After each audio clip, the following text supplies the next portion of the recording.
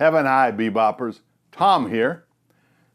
We have all heard statements such as people only use 2% of their potential, or people only use 5% of their mental powers. Well, I don't know if these statements are true or not, but I truly believe that we all have unending potential.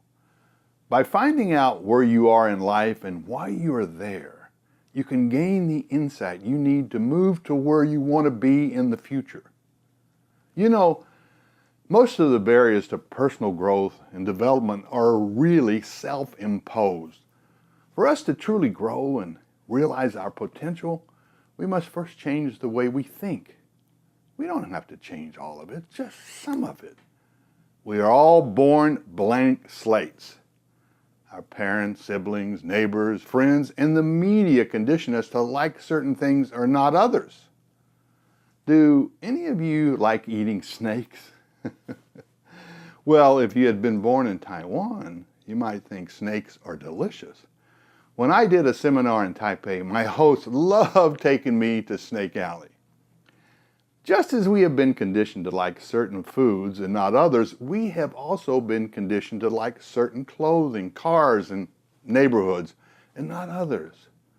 We were not born with these beliefs, but they were conditioned in the same way.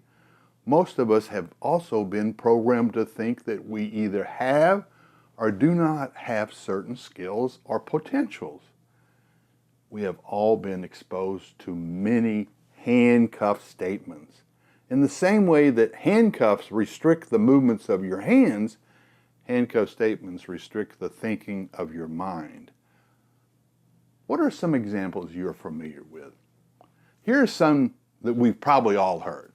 The economy is down, interest rates are going to rise, builders have stopped building houses, it won't work here, that is impossible. Remember, it's the mental pictures and self-talk we have that determines what use we will make of our potential.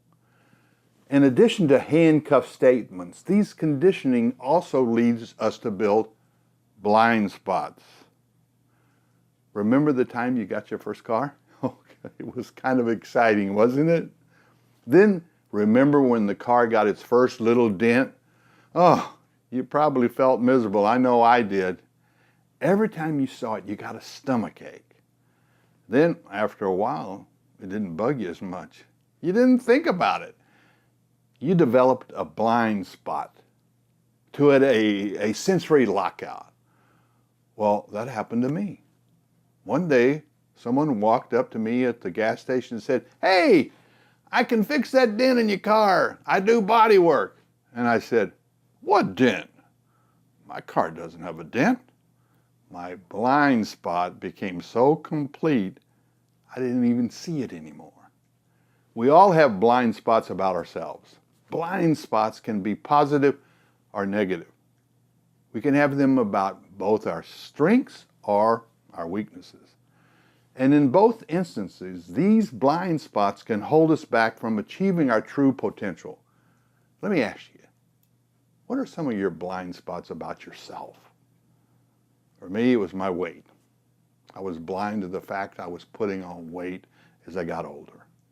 Before I knew it, I had to see an eye doctor because I was so fat. But then I took the time to examine myself with my eyes wide open.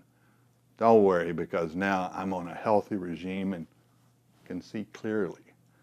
Remember, blind spots are something we do not know we have. It is especially dangerous because we cannot change something if we do not know it is there. Here's something you can do to help you recognize your own blind spots.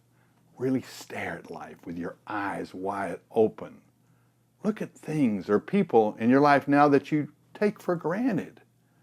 Not looking for flaws, but looking for beauty in the detail.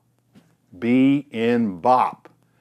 B-O-P. Balanced, observant, and present. Being BOP is the best way to identify and bring light to the blind spots. You won't repair the dent in the car unless you can see it.